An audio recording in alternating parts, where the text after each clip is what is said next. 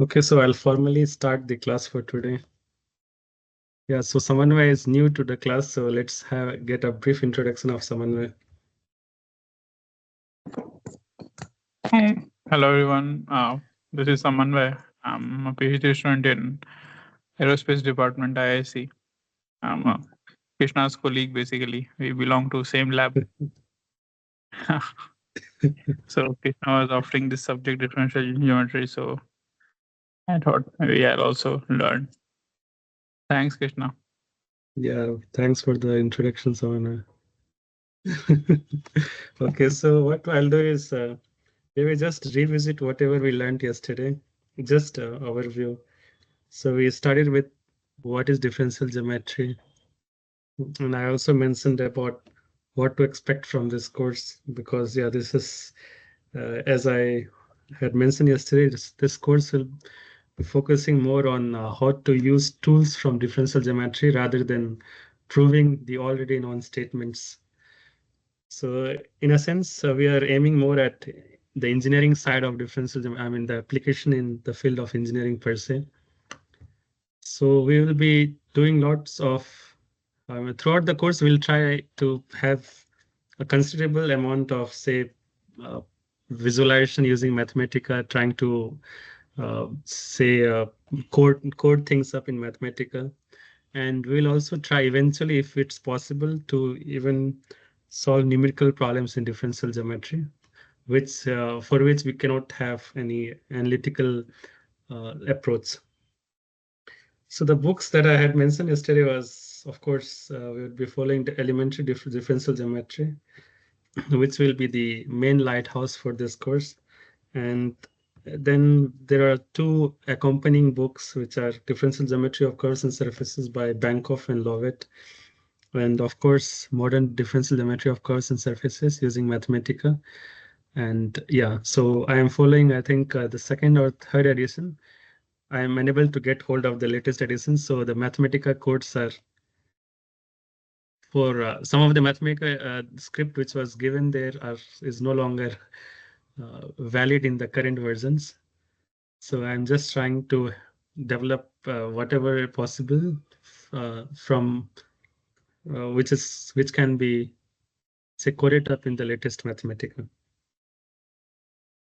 So these are the modules. We'll cover 5 modules. And so the end goal, I was explaining that the goal is to understand mechanics, nonlinear mechanics, particularly slender structures.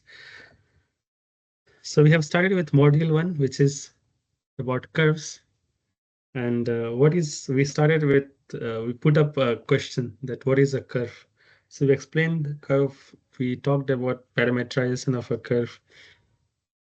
Then what we defined the tangent vector, right? And then we moved on to talking about arc length.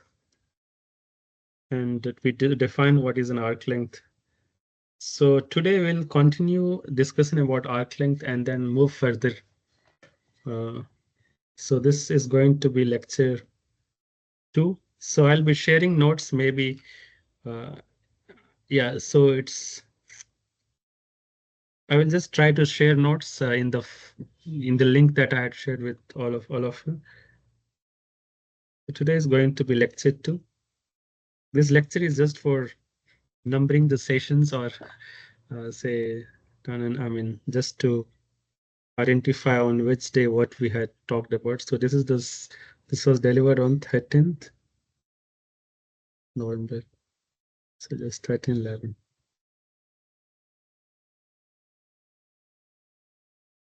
So continuing with arc length. So I'll just go back to arc length.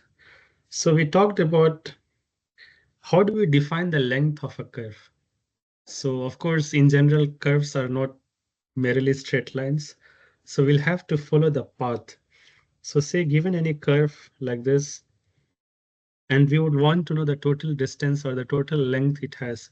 So we'll start with some end and then proceed along this direction incrementally until we reach the end, right? So what we do is we first define at every point we'll have, of course, a tangent vector. So the tangent vector and the norm of it. So say tangent vector is, so tangent vector was gamma dot vector at any point. The norm into some delta t will give us the incremental length or some infinitesimal length in that curve. And we'll keep on say adding all those increments till we reach the other end. And that is what is defined by this formula here. And of course, we had arrived at this using the Riemannian sum, right? So essentially, as limit tends to 0, the Riemann sum approaches an integral. So it's like a sum approaches an integral. And that is what we have learned in our school years as well as in our undergrad years. And just for the knowledge, for the sake of knowledge, so there are two types of integration as well. One, what we know so far is what we call as Riemann sum, which eventually becomes Riemann integral. And the other is which is well defined for any function, be it discontinuous as well. We call it Lebesgue integral. So this Riemannian integral always assumes that the function is continuous. So continuous functions only. However, Lebesgue integral can handle any function which has finite number of discontinuities. Finite number of discontinuities, which means that even a discontinuous function can also be integrated using what we call as the Lebesgue integral.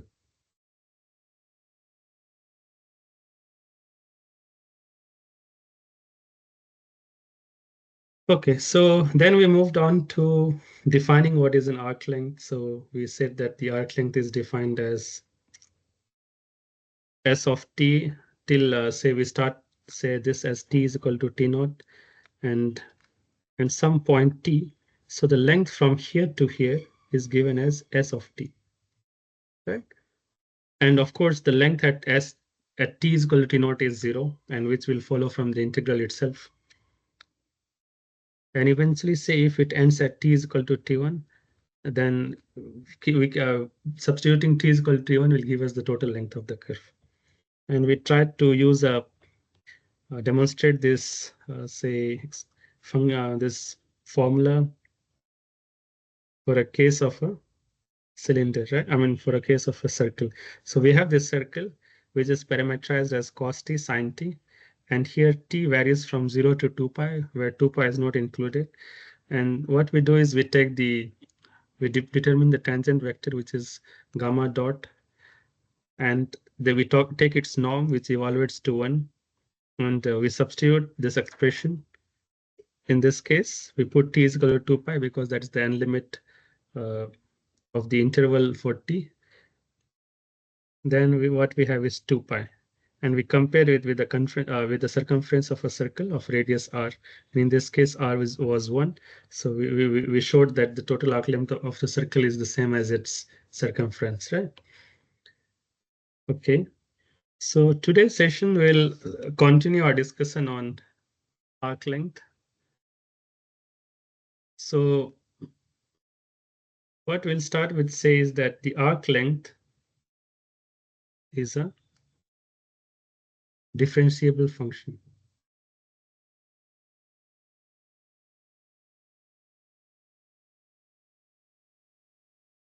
So if S is the arc length of, as we know that S of t was the arc length at t is equal to t, starting from t is equal to t naught, then what we see is that ds by dt is equal to d by dt of integral of t naught to t, then gamma dot vector u du. Then we use that Leibniz integral rule. And what we have is this evaluates to gamma dot t itself. Right? So what we see is we have that the arc length function is a differentiable function. And this we also call this as a speed vector. Or sorry, the speed function. Or maybe just speed. Right? It just happens to be a speed of the point, since it is a point dependent function. Right? Now we'll talk about what is a unit speed function.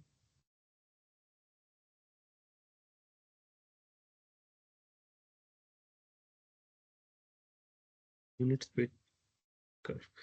So I'm just telling we need to discuss about unit speed curve because this is one of the most useful concepts in curves, because by the very nature of a curve being unit speed, we can have so-called the arc length parametrization of a curve, right? So the definition goes as, say, if gamma vector is an so if gamma vector is a mapping from alpha beta to Rn, if it's a parametrized curve,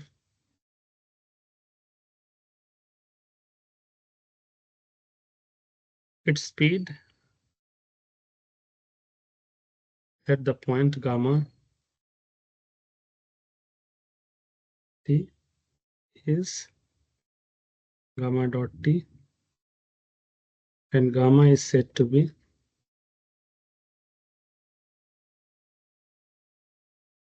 a unit speed curve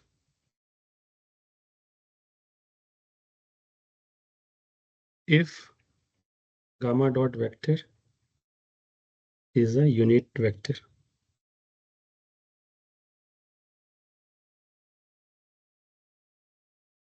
For all t is an element of alpha comma beta. Right, so this is what we call as the unit speed curve, right? And this we'll see later that it is a very useful concept. Fine. And say we have, and there is a slight proposition.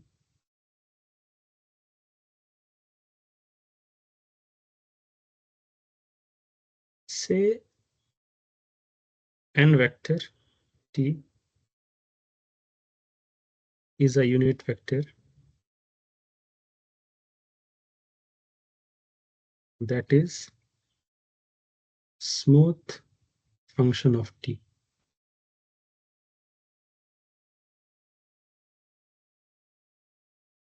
Then we have n vector dot n dot vector is equal to 0 for all t. Right? Now let's show why does it happen, right? So given that given n vector is a unit curve, is a unit vector, right? So then this implies that the norm of n is equal to 1. And what we do is we'll just square both sides. Then the norm square of n is equal to 1 square is of course 1. And what we know is that the norm square of a quantity is nothing but its dot product with itself, right? So it will be n vector dot n vector, and this is equal to 1. Now what we do is let's differentiate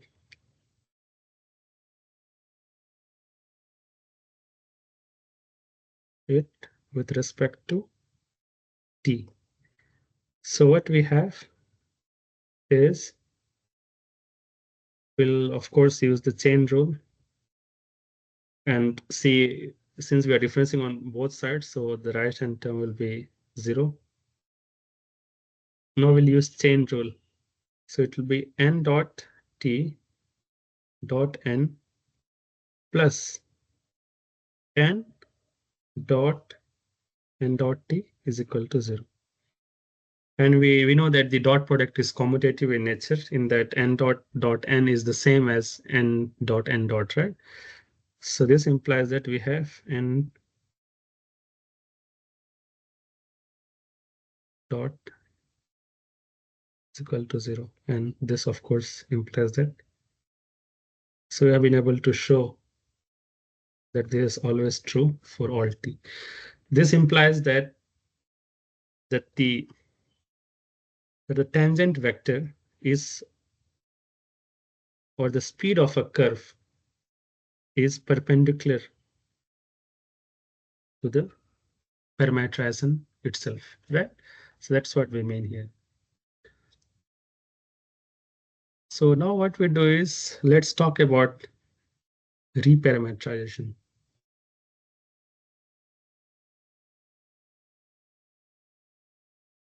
Before that, let's just take some examples.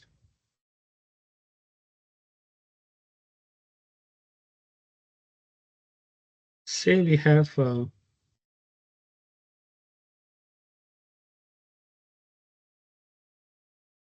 gamma vector t is equal to 4/5 cosine t 1 minus sine t and minus 3/5 cos t. So there is some parameterization of a curve. And let's take its derivative. Let's find its velocity vector.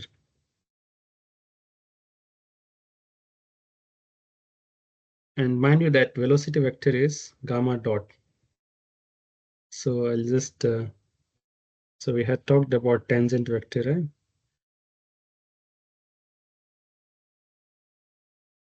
Yeah. So tangent vector is also called as velocity vector. And of course, as we recall from the classical mechanics, that when we take the double derivative of something with respect to time, and in this case t, then this is acceleration.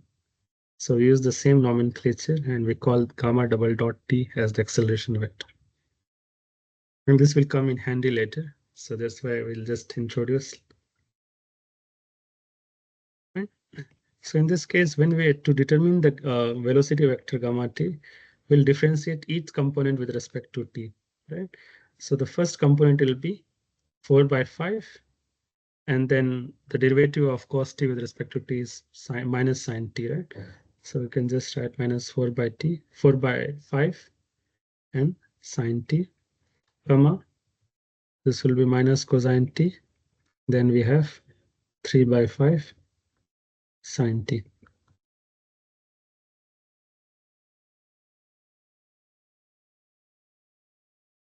Okay, let's take its norm.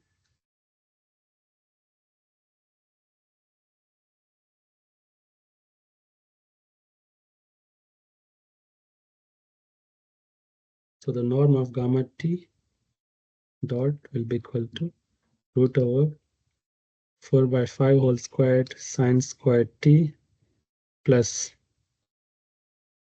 cosine squared t plus 3/5 sine squared t, isn't it? So this will give us, of course, sine squared is common to both.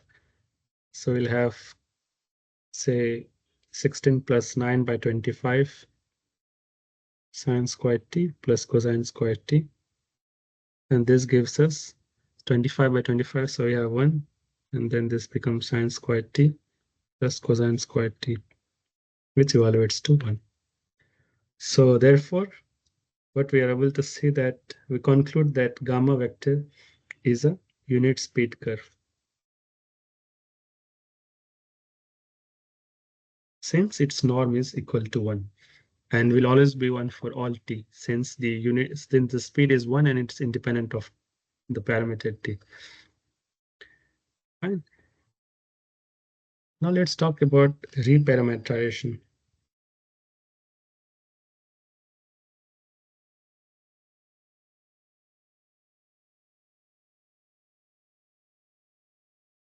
We'll start with the definition.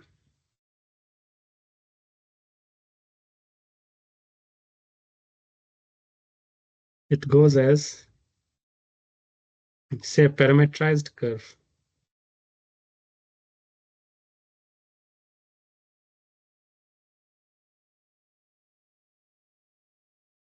And gamma tilde,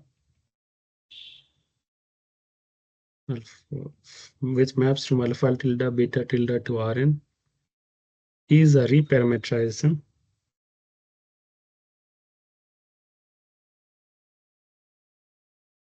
of a parametrized curve, say gamma t, or gamma, which is a mapping from alpha beta to Rn, if there is a smooth bijective function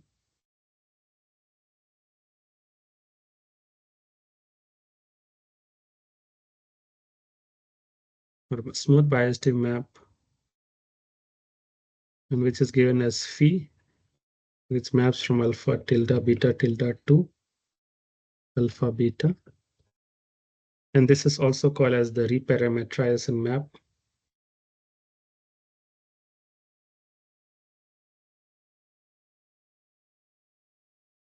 And such that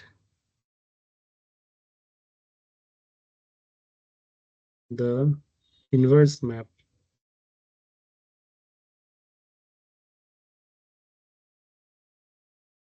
which is phi inverse, which maps from alpha beta to alpha tilde beta tilde, is also smooth. And gamma tilde t tilde is equal to gamma vector phi as a function of t tilde for all t tilde is an element of alpha beta open interval. So the idea is that both the curves, be it gamma tilde as a function of t tilde and gamma, which is this,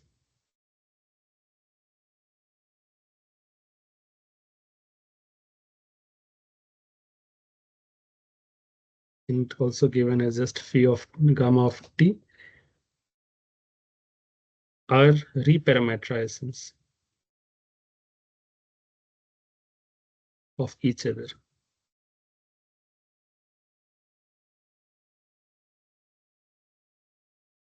And they have the same image.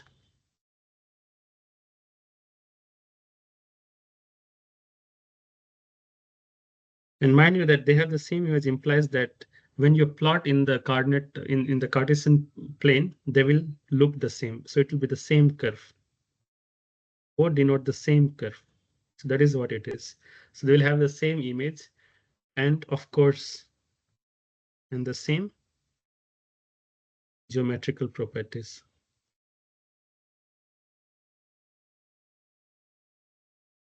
So which means that the reparametrizing something or reparametrizing a curve does not change its properties. It keeps everything, say it preserves the quality of a curve. So if the curvature happens to be something for gamma tilde, sorry, gamma as a function of t, if the curvature of this is this something, then at the same point, even the curvature because of gamma tilde as a function of t tilde will remain the same. And we are going to come to curvature after some time. If not today, then in the next session. And there is that phi, one more thing is that the phi is a smooth inverse.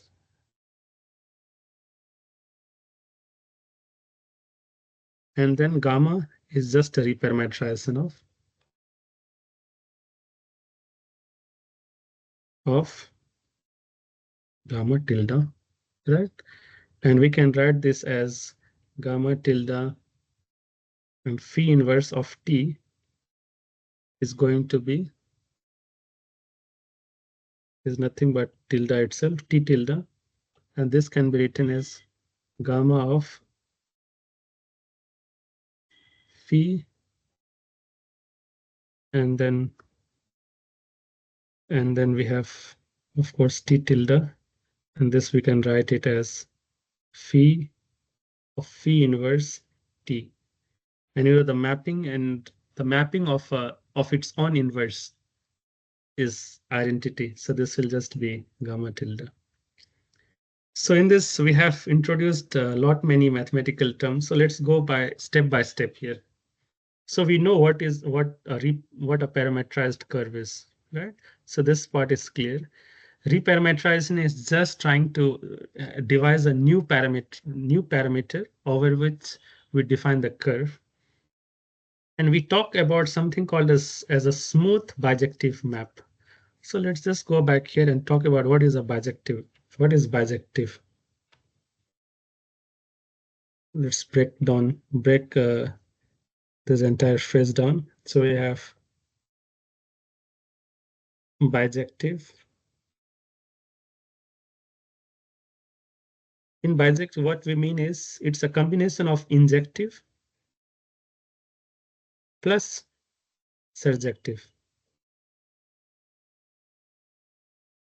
What we mean by injective is, say you have a set containing 3 points, right? Let's call it, say, capital X. And we have another set Y with 4 points. Fine.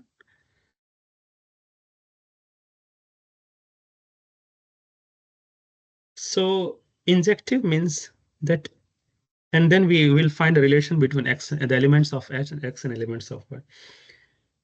So this point is linked to here, this here, and this here. And let me also mention that X is called as the domain of the function of the mapping, and Y is the image of the mapping. And there is something called phi, which is mapping from every point of the domain to some point in the image, right? So what we see here is, to be more accurate, we'll call this, as of now, just not to confuse you, we'll call it as range. So gamma X is this set X is the domain, Y is the range, and all the elements of X are related in some way or the other to the element in Y. Fine. And what you see is that no two elements of Y have the same pre-image or have the same, say, the counterparts in the domain X or the set X, right? So this is what we call injective. So what mean in injective is, let's call X this component as X1, this X2, and this X3, and we'll call this component as element as Y1, Y2, Y3, Y4. So what we mean by injective is that if f of X1 is not equal to f of X2, this implies that this implies that X1 is not equal to X2, which is of course true here. Now let's just take the same mapping and put it here. Let's keep this nomenclature as it is. What we see here is that, okay, every element in the set X has some image, some image in the range Y, right, or in the set Y. However, we see that this Y3 is an exception. Y3 does not have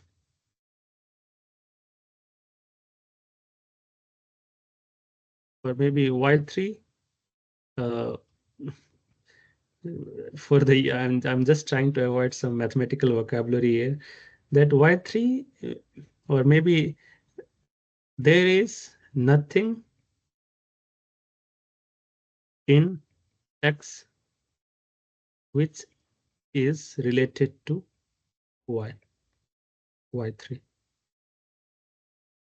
I'm just trying to avoid a term which we call as the pre-image. So in a sense that y3 does not have any pre-image in the set x.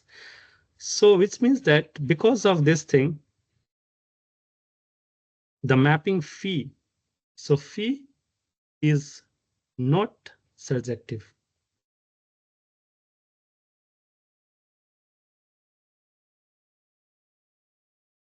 And just we'll choose another set here. Let x prime have 3 elements, right? And then say y prime is another set. It has 2 elements. So this is x1 prime, x2 prime, and x3 prime. And this has y1 prime, y2 prime, right? And we again construct a mapping.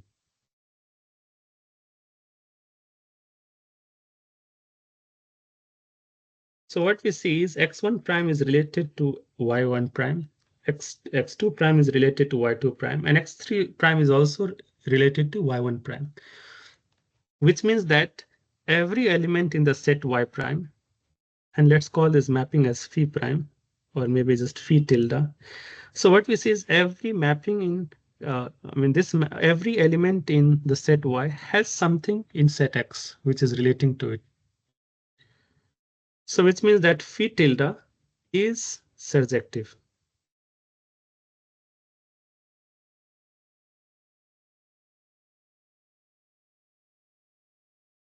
Now let's check whether it's injective. We see that x1 prime and x3 prime are related to the same element y1 prime in the set y prime, which means that it violates this condition.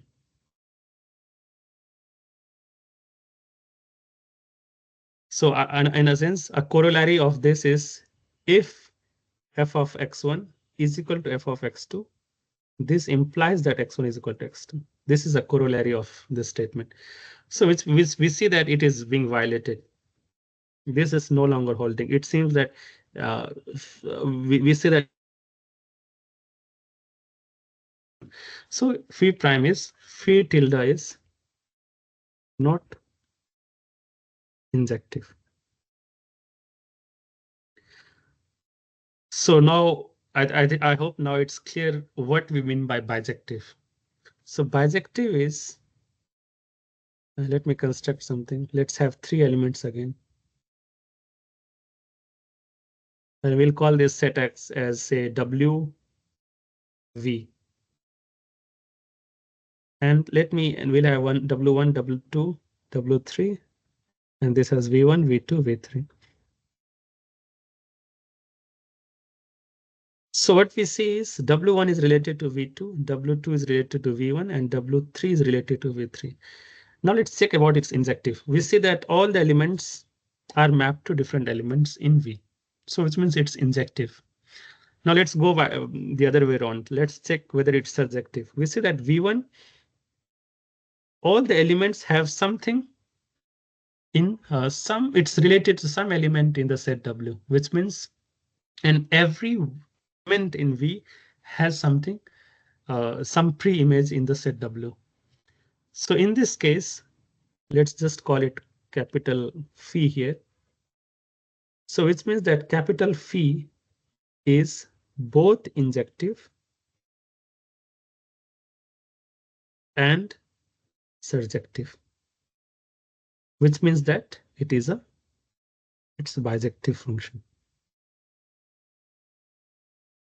So why we place a requirement for bijective in such mappings is that we can be able to obtain the inverse of some mapping. If it's not bijective, then inverse is not defined, right?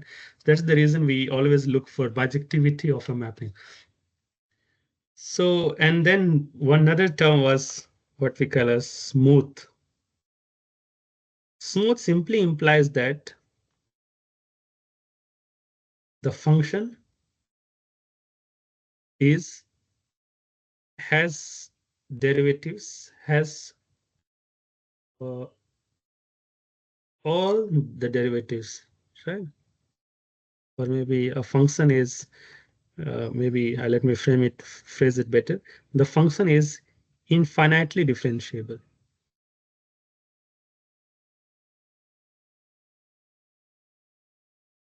which means that all the derivatives are always valid, or it's right.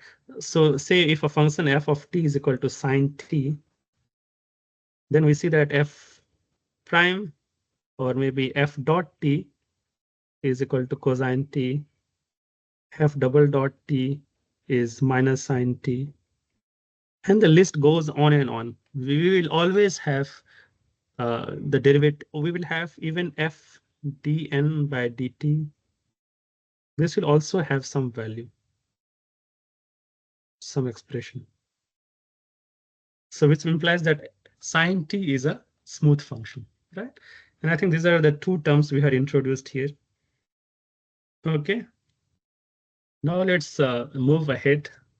Before moving ahead, let's have a simple example.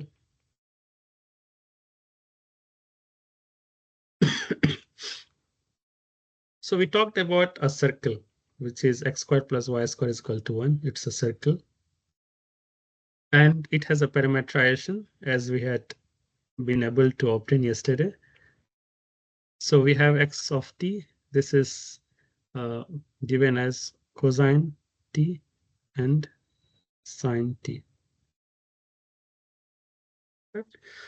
What we can have is, since this is the only requirement for the circle, we can even have a mapping such that gamma of t is equal to sine t comma cos t. This is also valid since sine square t plus cosine square t is also 1, right? So this is just another reparametrization. Let's call this gamma tilde. This is also a reparametrization.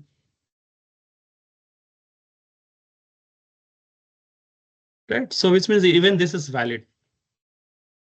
Now what we do is we want to relate, and this was gamma t. So we want to relate gamma t to gamma tilde t.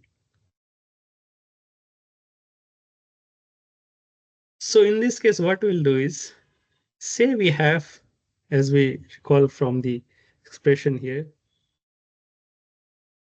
what we want to have is, say gamma tilde t, right? Gamma tilde, let's just call it this way. Right. So this one, we can just call it as, say, let's have cosine phi of t, comma, sine phi of t. And this is equal to sine t and cosine t. So we want to know how both of them are related. So which means that this implies that cosine phi of t is equal to sine t, and sine phi of is equal to cosine t. So here phi of t is the reparametrization map.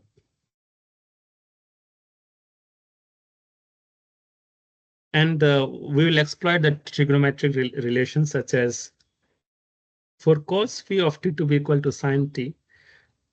What we have learned during our school years is that cosine of pi by 2 minus t is equal to sine t. Likewise, sine pi by 2 minus t is equal to cosine t.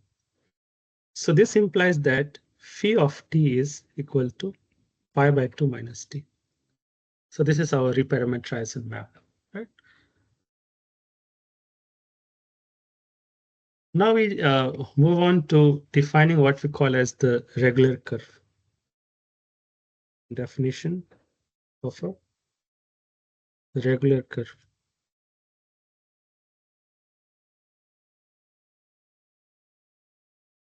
So a point gamma vector t of parametrized curve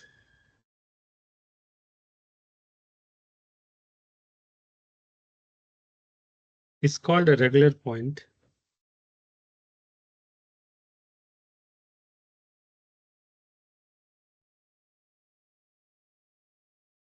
if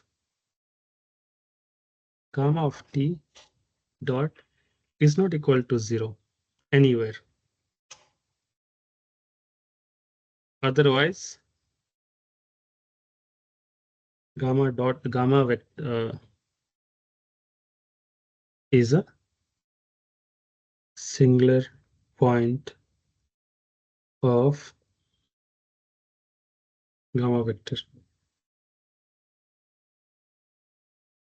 So if at any point gamma dot t vector is 0, then it implies that we have a singular point at that particular t.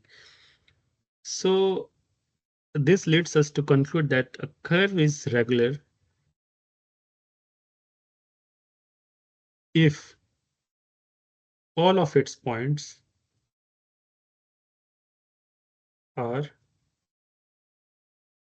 regular.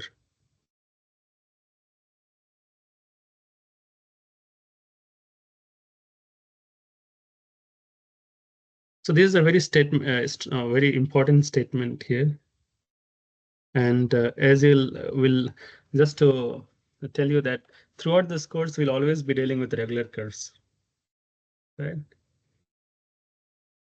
We'll later talk about the reason. The reason is that uh, if if it's not a regular curve, then we say, I mean, let me just tell it right away, is that if gamma vector of t is equal to 0 at some point t, then what we know is that, and this is also a vector, so this implies that the norm of gamma is also equal to 0. And as you recall, the norm of gamma of t is ds by dt. And this is equal to 0. So what we see is even if t changes by say by any amount,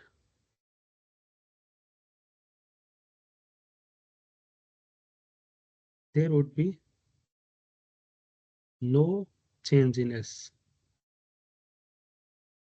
That's what we just can see from the statement here, right?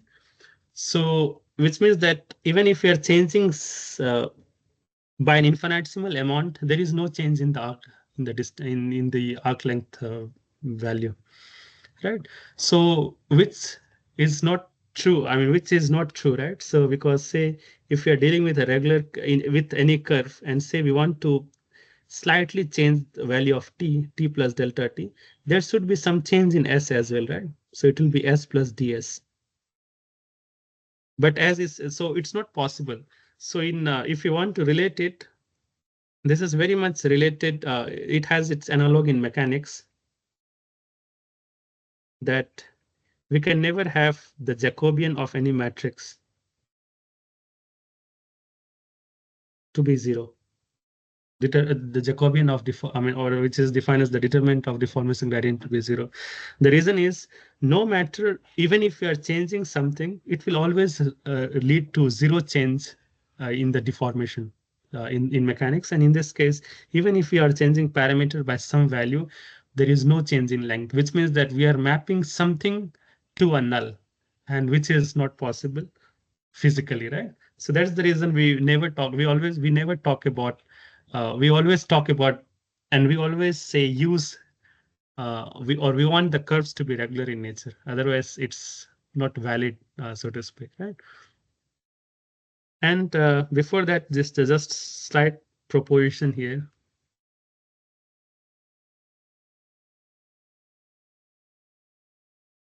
That any reparametrization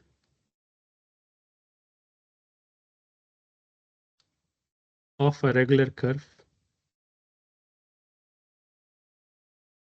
is regular.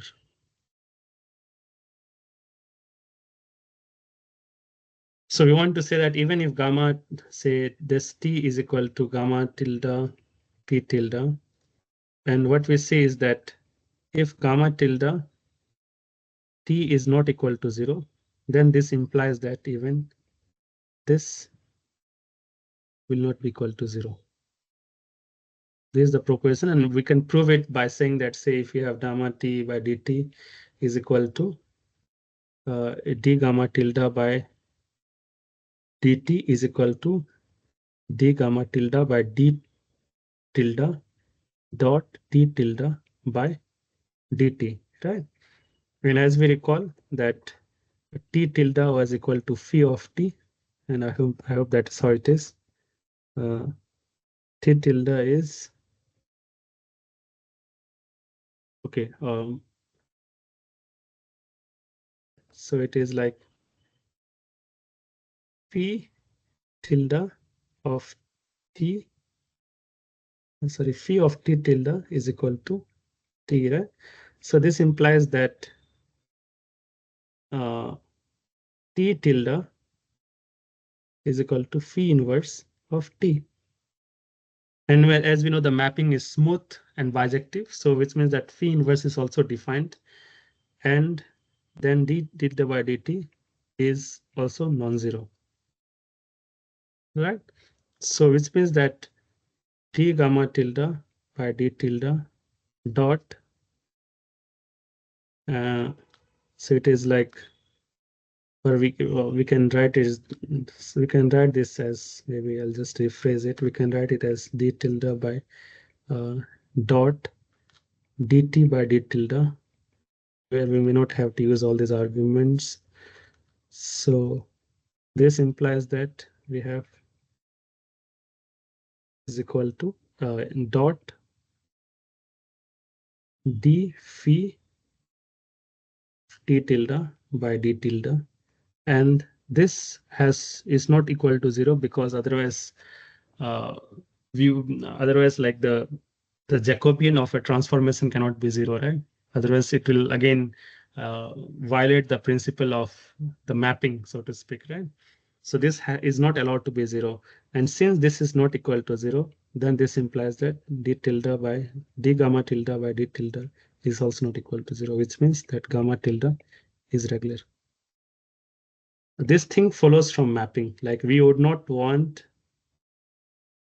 the Jacobian of a mapping to be equal to 0 anytime. Otherwise, it's the same thing holds, like after mapping, some finite value gets mapped to null, right? So yeah, and a few more propositions.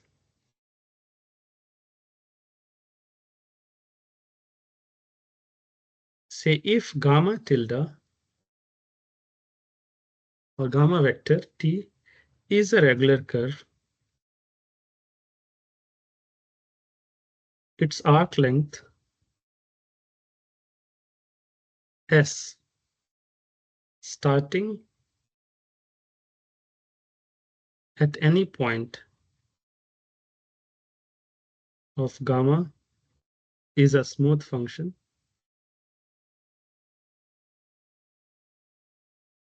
of t. So let's revisit. So it says that if gamma t is a regular curve, its arc length as starting at any point of gamma is a smooth function of t. And this we recall from our the definition of arc length is that d by ds of gamma dot t, right? And this can be written as root over gamma 1t dot whole square plus gamma 2 dot t whole square. And we know that the square root is also a smooth function.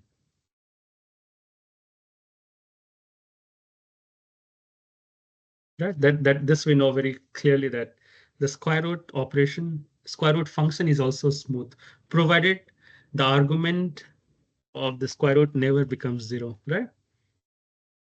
So smooth function if gamma 1 dot t whole square plus gamma dot 2 whole square is not equal to 0 for all t, then it's always a smooth function.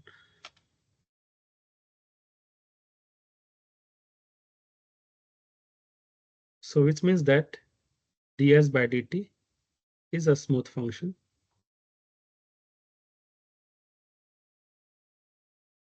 And therefore, the integral of a smooth function is, of course, always smooth function, right? S is also smooth.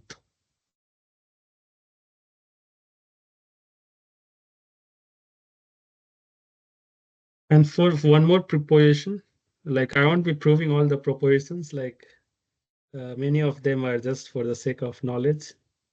And of course, we would be using only the end result.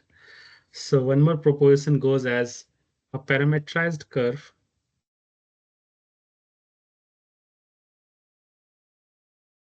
has a unit speed parameterization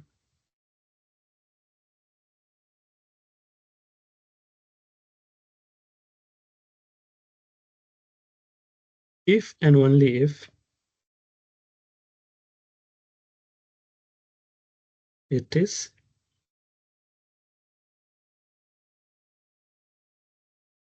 regular.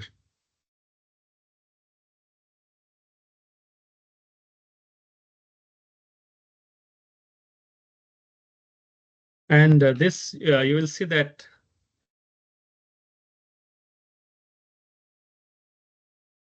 the thing is, in this case,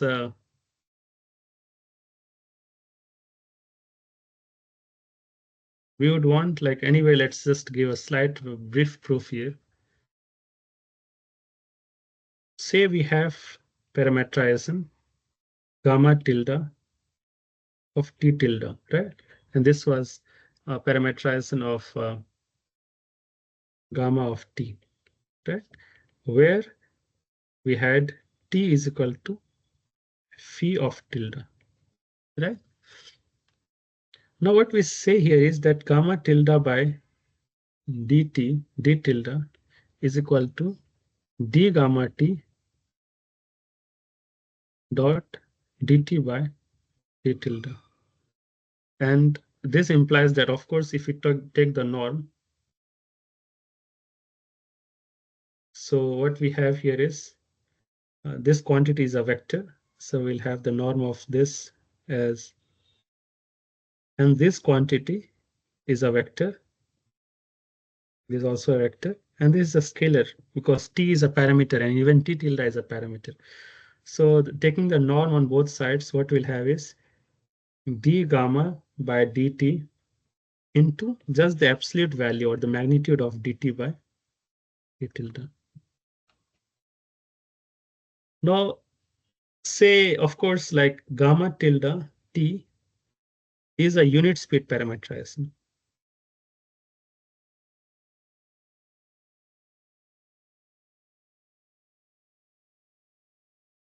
Then this implies that gamma tilde by dt tilde, the norm is equal to 1.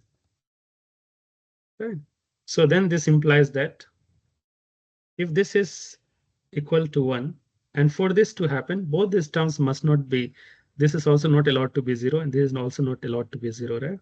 So this means that d gamma by dt is not equal to 0. And if this is not equal to 0, and then this implies that d gamma by dt is not equal to 0 vector for all t, right? So this means it's a regular curve.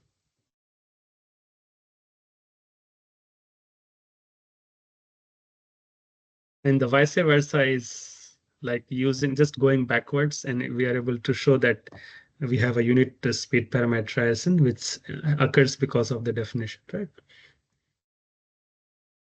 Now let's talk about some corollary here. So corollary is also called as smaller theorem, right? Or what we are, the book we are following, we can call it smaller definition. So in this case, say let gamma vector be a regular curve.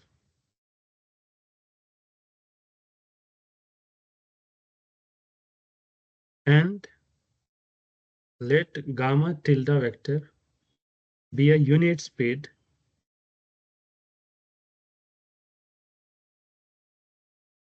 reparameterization of gamma vector. So that is to say that gamma tilde of some say ut is equal to gamma vector t for all t. So here u is what is very much, it mimics something like phi inverse of t, right? It's something like u just happens to phi inverse. And it said that u is a smooth function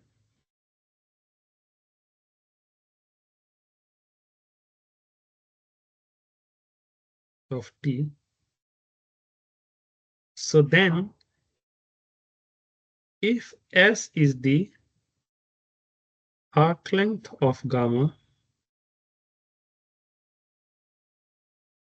starting at any point,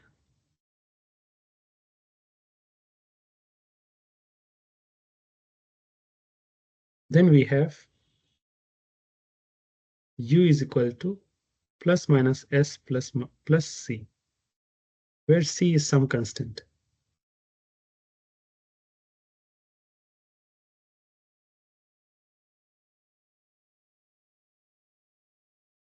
And then this implies that gamma tilde is a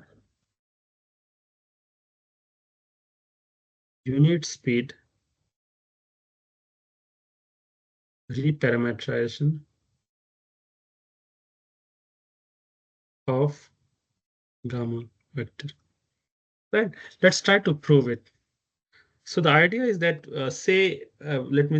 let's just go through the corollary here. If gamma vector is a regular curve and gamma tilde be a unit speed reparameterization of gamma, and which means that say we have gamma tilde u of t is equal to gamma tilde gamma vector for all t, where u is a smooth function of t. Then say if S is the arc length of gamma of this gamma here, starting at any point, right? Then we will have the mapping should be such that, or the reparameterization, the inverse of the reparameterization, or we can, yeah, actually they are, in a way, they are just reparameterizations of each other. So like U is equal to plus minus S plus C, and C is some constant, right? So if this is the mapping, then gamma is a unit speed parameterization of gamma tilde, or gamma tilde is a unit speed parameterization of gamma. So let's just try to show it. So you have that du by dt or du by ds is equal to, so u was equal to plus minus s plus c, and c is a constant. So du by ds is equal to just plus minus 1. Now let's start from the parameterization itself. So what we have here is that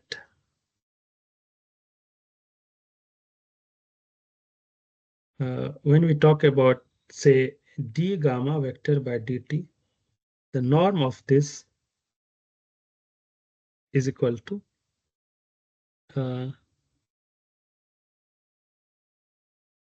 ds by dt, right? That's what we had learned, that the norm of the tangent vector or the velocity vector gives us the gives us the speed of the curve, right? And what we see is that this implies that du by dt is equal to, of course, it will be du by ds into ds by dt. This is equal to plus minus ds by dt, right? Now what we do is, let us have gamma tilde and take its derivative with respect to some parameter t, and this is a function of t, right? So this one will be given as t gamma tilde by du into du by dt, and on the right hand side we have t gamma vector by dt. So what we have is this du by dt will be a scalar, is a scalar of course. There is a vector and there is also a vector. When we take, say, norm, take norm on both sides. Take norm of both sides.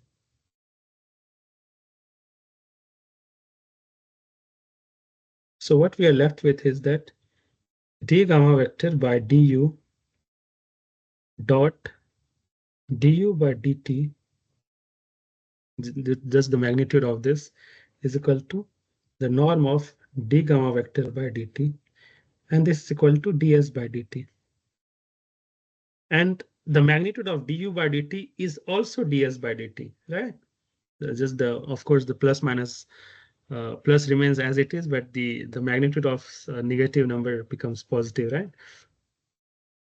So this implies that d gamma by du, the norm of this, is equal to, of course, this is multiplied by ds by dt, and this is equal to ds by dt.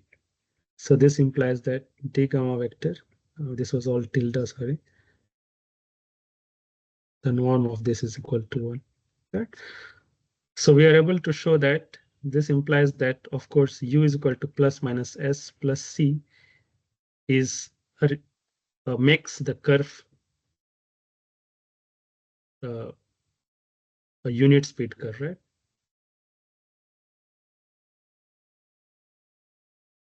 So this is how we would like the reparametrization map to be.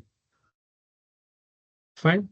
So what we'll do is, let's talk about a little about closed curves. And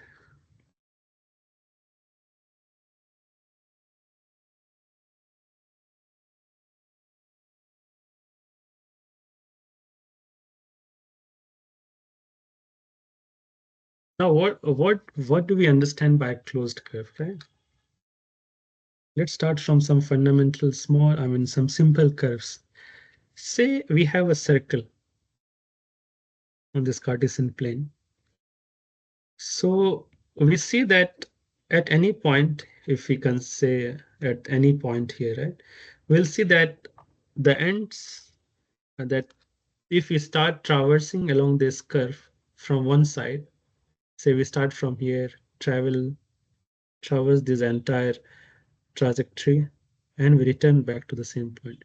So in a sense, what we see is we never encounter, we always return back to the same point, right? So which means that this is closed. There's just some very, say, rudimentary definition. So this is how we call it a closed curve, right? That we start somewhere, and there are points within bonding this curve which remain only within the curve, right? Or in a sense, I think maybe a counter example is better. So what is not a closed curve, right? So say we start from here, traverse this route, and stop here. So what we see is we start from here and end up here, which means that, of course, this is not closed, right? There's again.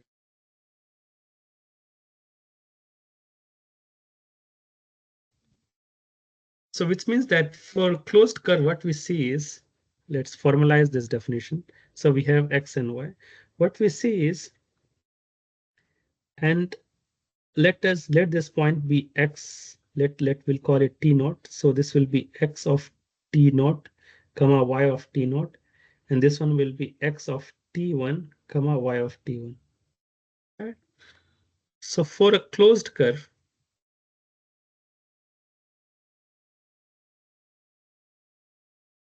And of course, this is a vector. We can just call it a vector. So gamma of t1, right? And this point will be gamma of t naught. So for a closed curve, gamma of t naught is equal to gamma of t1, where, of course, we always need to protect the definitions, right? Or make it more, say, more precise rather than vagueness, to avoid any vagueness from creeping in, right? So where we have t must not be equal to t1. So that is when we call any curve as a closed curve. And this t1 and t0 and t1 could be any points, provided that this t0 comma t1. So say for any curve, for any curve, right? For any parametrized curve,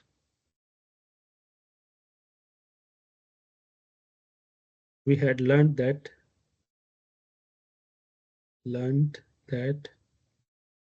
say we have this parameterization gamma vector from alpha beta to Rn.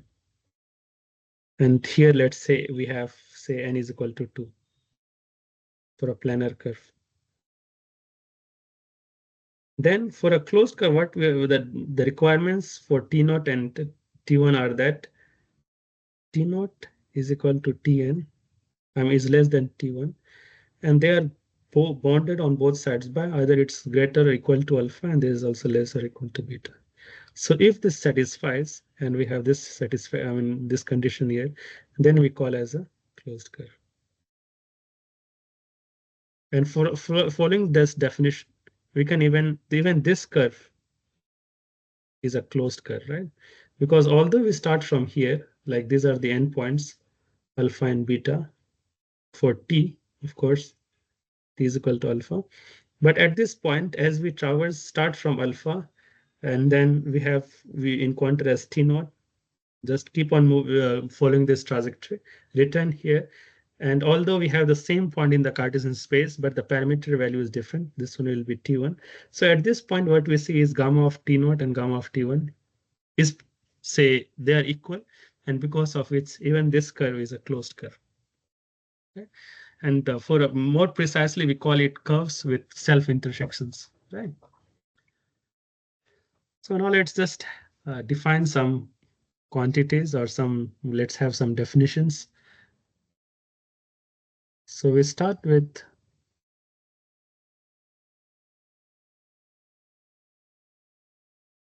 select gamma vector which maps from R to Rn be a smooth curve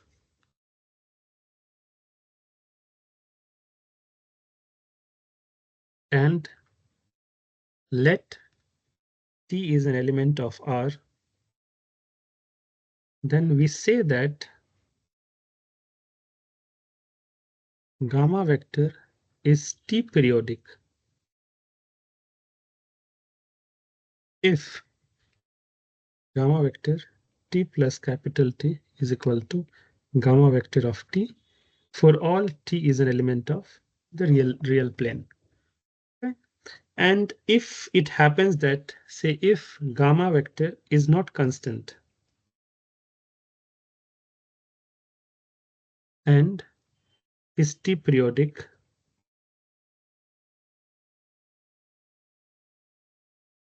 for some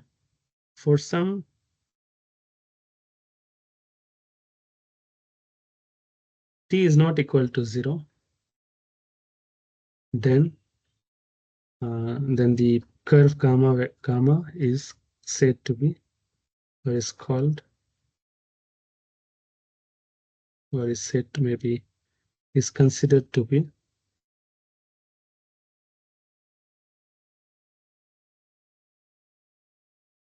closed. Now let's just go through the definition here. It says that gamma is some curve which is a mapping from R to Rn. It's smooth curve, of course. And then we have, say, some quantity T, which is element of real numbers, which belongs to a set of real numbers. Then we say that gamma is T periodic if gamma vector t plus capital T is equal to gamma vector T for all T is an element of R. Now, if gamma vector is not constant, right, which means that it does not have some say it's not some constant vector. And if it is T periodic for some T is not equal to 0, then gamma vector is considered to be closed, right? Now coming back here, consider a circle. I think that's the best way to describe the situation here. Say we have this circle, right? And we recall that it's a unit circle, of course, just to make the thing simple. So it's a R is equal to 1 here. We start from this point, just trace this line, and after that trace this curve, and eventually we return up here. And we keep on moving along the circle. What we see is after covering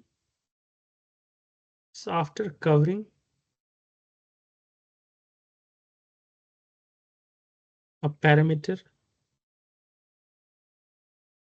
length of T, we return to the same point.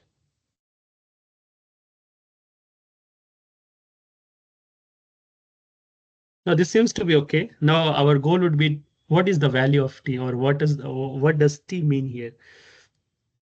Considering that we had defined, we had parameterized the circle in terms of gamma vector T is equal to cosine T comma sine T.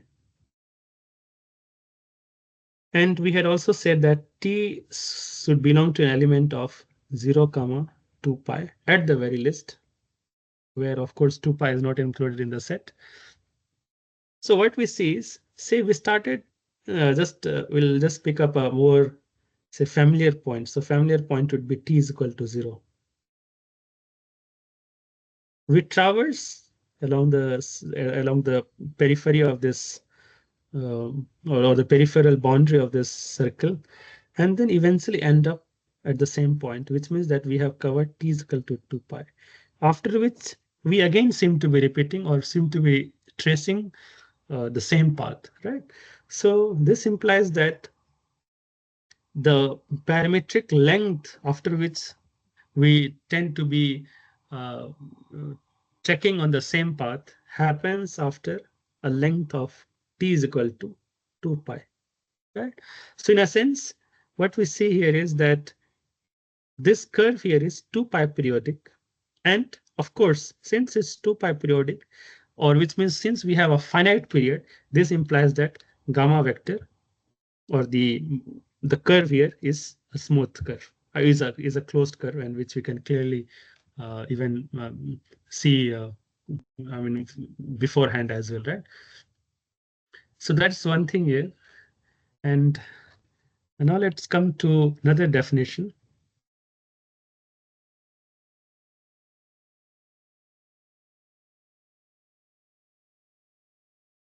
So the definition here, we are talking about what is a period. So the period of a closed curve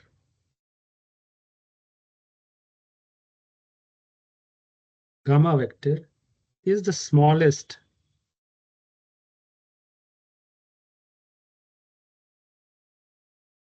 positive number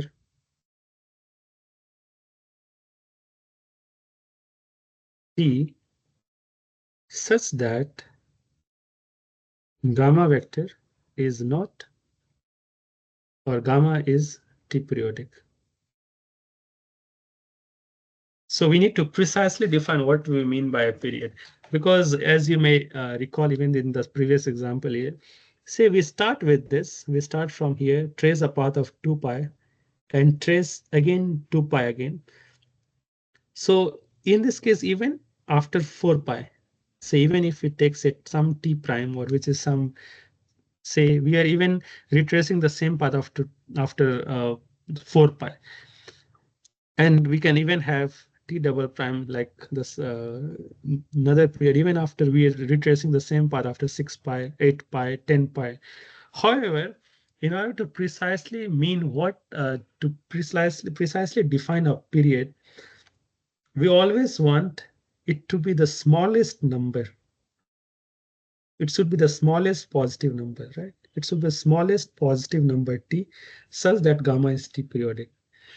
And that is, and only that quantity we call as a period. So like 4 pi, we still retrace the same path after 4 pi or 6 pi or any such even multiples of pi, but we cannot call them as the period because if we take 4 pi, we see that there is still one number which is smaller than that, after which the we seem to be retracing the same path. So that is what we call path to be the. That's how we define the period of a closed curve, right? So now let's have one more definition, what we call as, I had talked about self-intersection, right? So definition, what do we mean by self-intersection?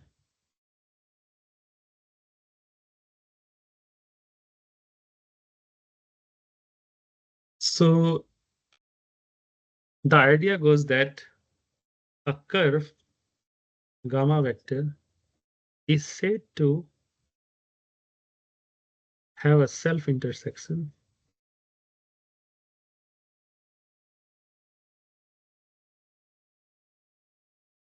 at a point p vector of the curve if there exists parameter, if there exist parameter values, if there exist a is not equal to b, such that point number 1, gamma vector of a is equal to gamma vector of at the value of parameter to be b, and both of them equal to the same point p. And secondly, if gamma vector is closed with period p, with period t, then a minus b is not an integer multiple of t. Right? Now let's try to understand this definition here. So it says that a curve gamma is said to have a self-intersection at point P of the curve if there exist parameter values a is not equal to b, such that if the value of the mapping, so to speak, the gamma mapping, happens to be the same point P, and if gamma vector is closed with period t, then a minus b is not an integer multiple of t. Right? So the first part is clearly understood that by the very visualization, right? So say this is, say we started with, say this is some alpha beta, and we start moving from here. We'll have at, for the t, we'll have the value a, and as we move along,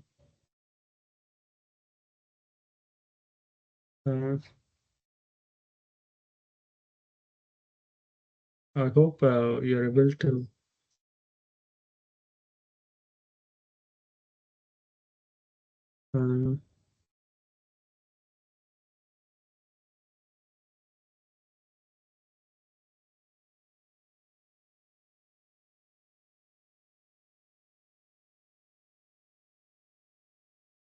Hello.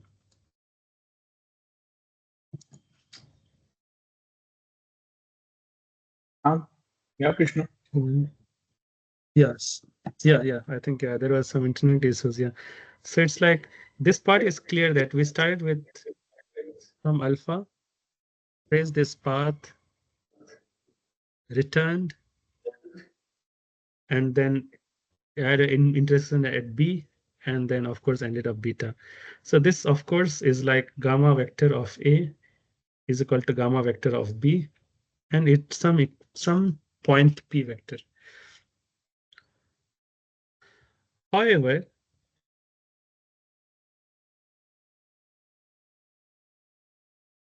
this is okay. Now,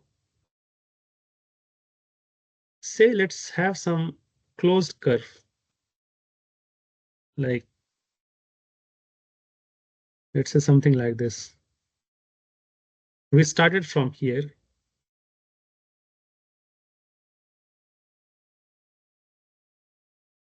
We started from here, then just tracing this path, going back again. So we had from the first time we had A, and after post coming, we are intersecting the.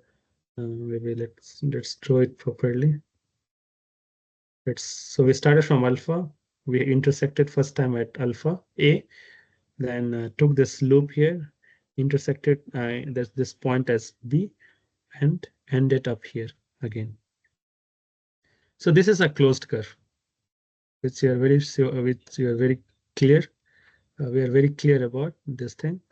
It's a closed curve of period t. In the thing is like t will be equal to, say the mapping is from t is an element of alpha, beta, of one of them should be included, say alpha, beta, right? And then we are just tracing it back. So alpha is here, beta is here, right? So what happens that t will be equal to beta minus a, beta minus alpha. So this is the period of this curve, of this closed curve. However, what we see is that b minus a and or maybe let's call b to be greater than a. That's the reason I'm using b minus a is not equal to any multiple of t, where n is an integer. And you can clearly see even from the figure here that b minus a, since what we have is we can even show this thing. Since b is less than beta and a is less than or a is greater than. So what we can do is we can multiply the second statement by -1. So we'll have minus a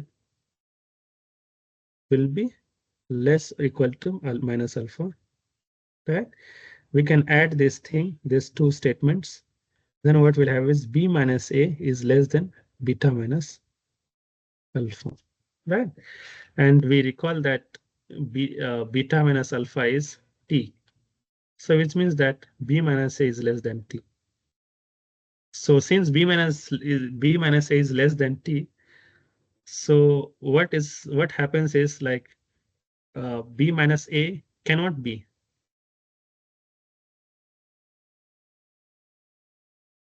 n. Of course, I mean let's approach here more systematically. So say b minus a if it's less than t, then say if b minus a is equal to 0. But then this implies that b is equal to a. So this is not useful because it's just some degenerate point. It does not make sense. Like we recall from the definition here itself that a should not be equal to b. So it means this is not valid. This is not valid, right? So this is not valid. And of course, b minus a cannot be equal to t because this is less than t. So this is also not valid.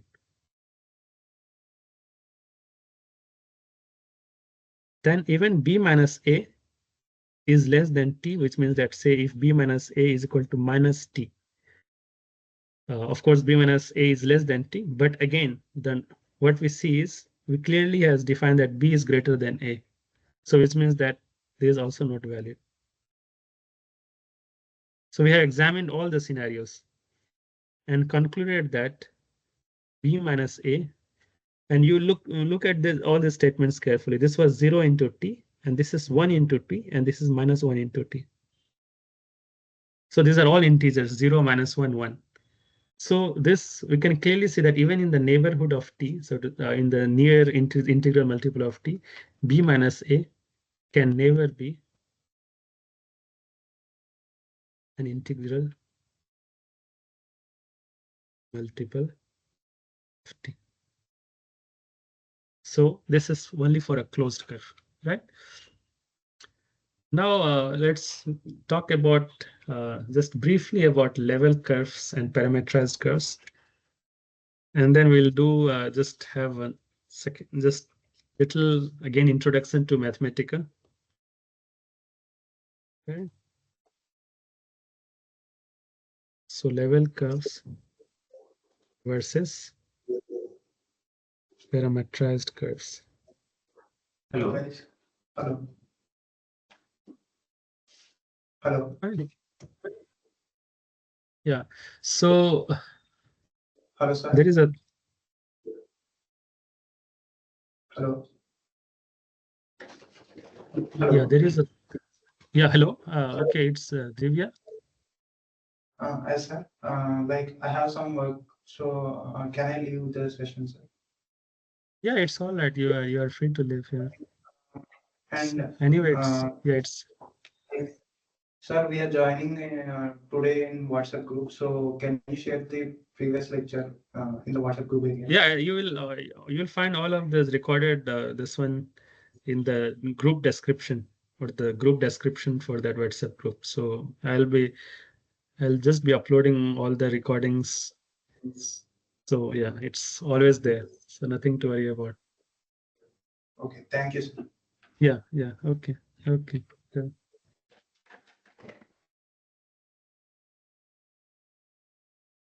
Okay, so the theorem we're talking about is, say, let f of xy be a smooth function of two variables.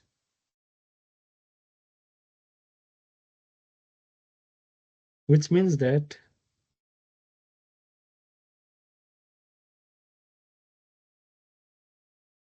all the partial derivatives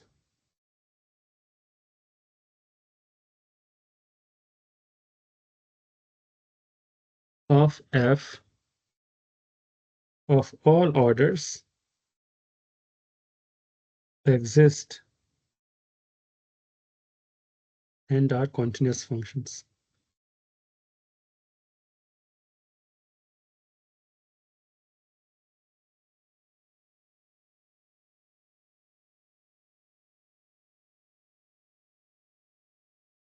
Right? And we assume that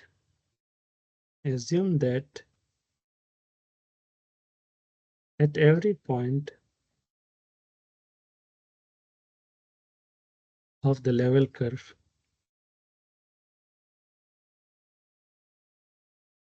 C, we have defined the C to be any level curve. X of y is an element of R2, and then f of xy is equal to 0. So at every point, say if f of x, partial f of x and partial f of y are both not 0. So it's like are not both 0.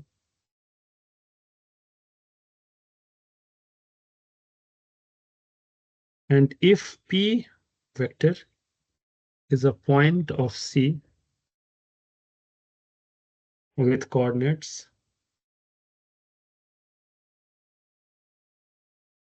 x naught comma y naught, and then there is a regular parametrized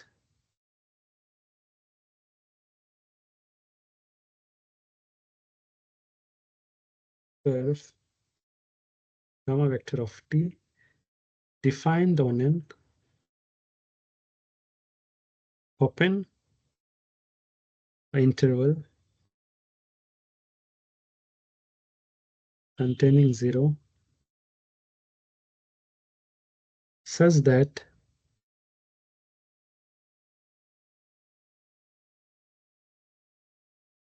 gamma vector passes through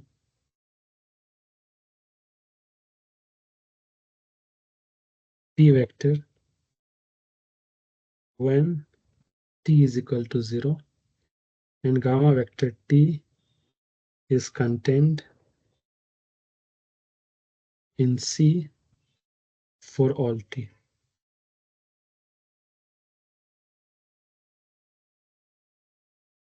Now let's just go through the theorem here. So it says that if f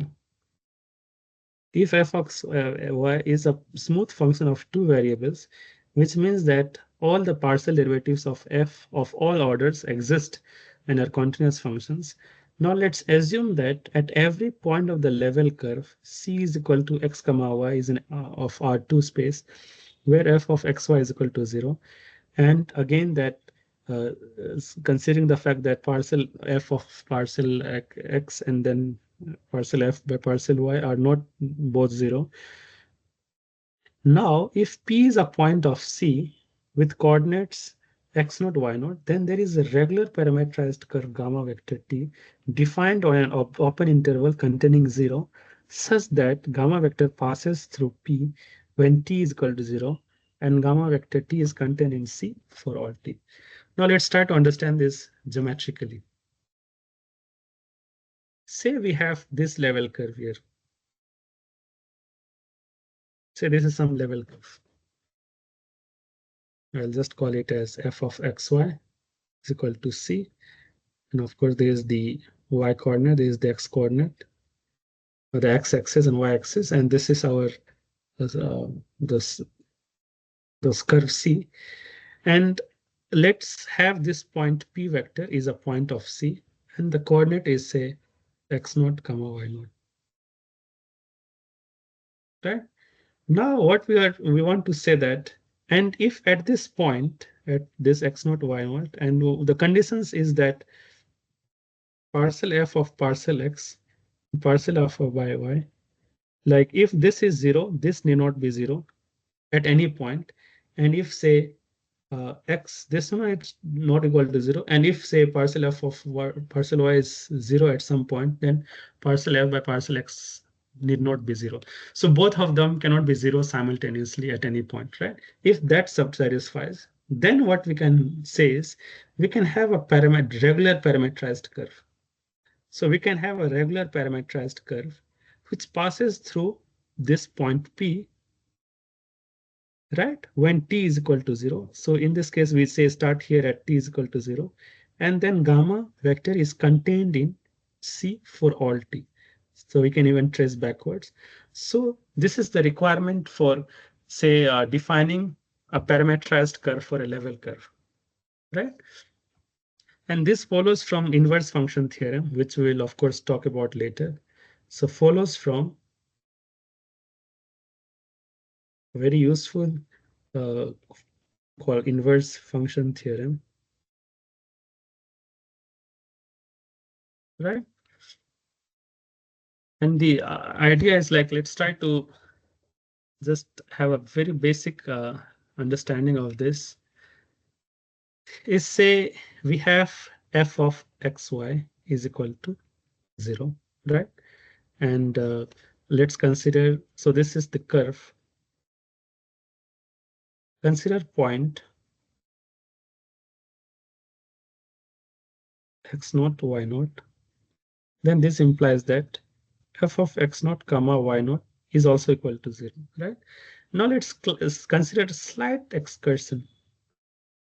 So we consider a point, or maybe consider a slight excursion from x0, y0. So which makes the fact that the slight excursion, the coordinates will be x0 plus delta x, comma y0 plus delta y. And since this slight excursion from this one also lying on C, then what we have is f of x0 plus y naught plus delta x comma y naught plus delta y has also to be 0, because that's what this is the condition for any coordinate or any point to lie on the curve. Now we can use the Taylor series, right? So we'll have f of x naught plus delta x delta f by x at x naught y naught plus delta y parcel f by parcel y at x naught y naught, and order of all terms, which is of the order of x squared and y squared, right? And this is equal to 0, right? Now, of course, this would be x naught comma y naught, and this also is equal to 0, which follows from this fact here. And let's say let this order of let this term, since they are higher order terms, let's say they are negligible. Then this implies that delta x delta f by delta x plus delta y parcel f by parcel y is equal to 0, right? So what we say is for any curve, so we have this curve here. Of course, it's the same curve, but yeah, this is the point P vector. And our excursion was, and this was also x naught comma y naught. This curve is the coordinates of point P are x naught, y naught. And we are considering excursions of a distance delta x and excursions along y-axis over a distance delta y. So this is the excursion point. So this vector, which is connecting both these points and then ending at the second coordinate point at this point here, will be some sort of a, so this delta x comma delta y is a vector which is nearly tangent to P. Nearly tangent to the curve C at P. So what we can see from here is that, say we can rewrite this statement as delta x comma delta y dot product with parcel f by parcel x comma parcel f by parcel y. This is equal to 0. So of course this is a vector, and as we recall, it's nearly tangent to the curve at the point P vector. So this one, so this implies that parcel f by parcel x comma parcel f by parcel y must be orthogonal or perpendicular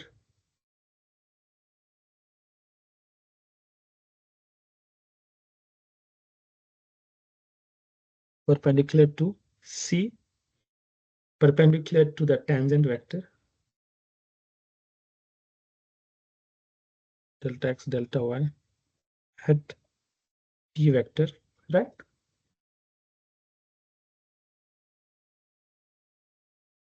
Right.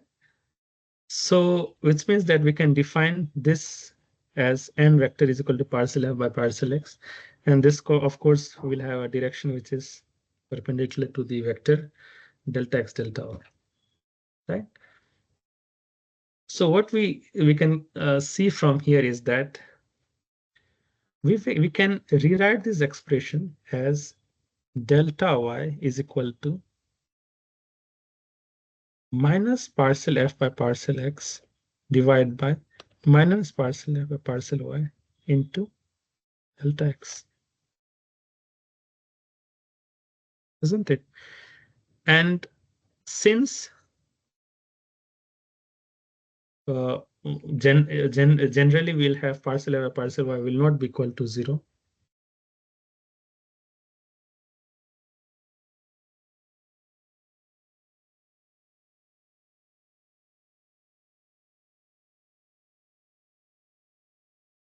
right?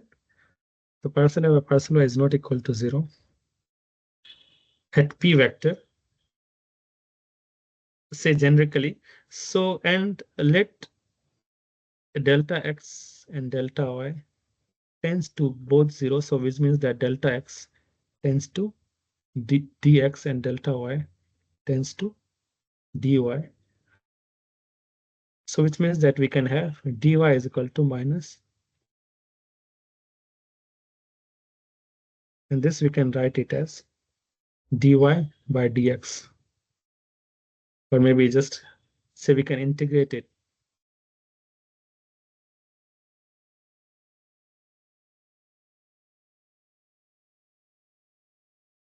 And we can easily get a curve in terms of y is equal to some function of, maybe I'll use some another function, some function g of x. Right? And then we can parameterize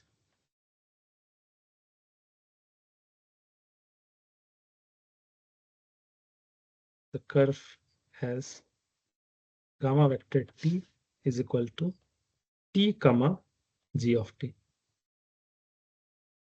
which is essentially saying that x comma y of x. And that is what we mean here. Like how are we able to obtain the parameterization of any level curve?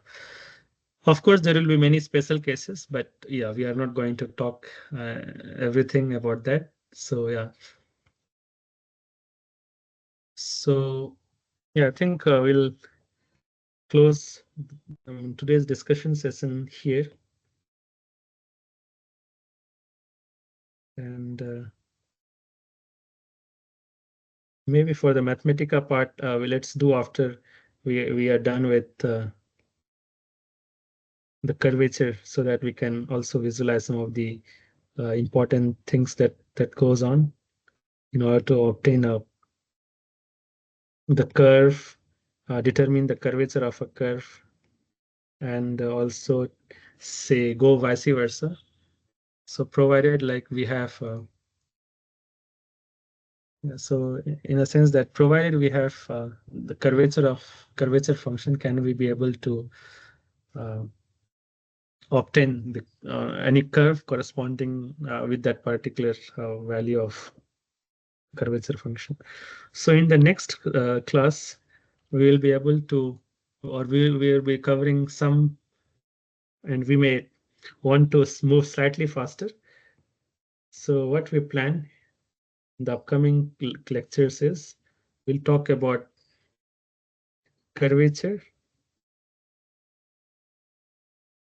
plane curves in the next class,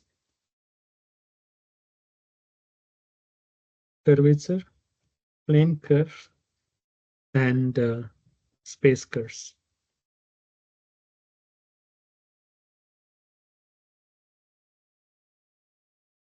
And if possible, we'll try to move ahead with simple closed curves.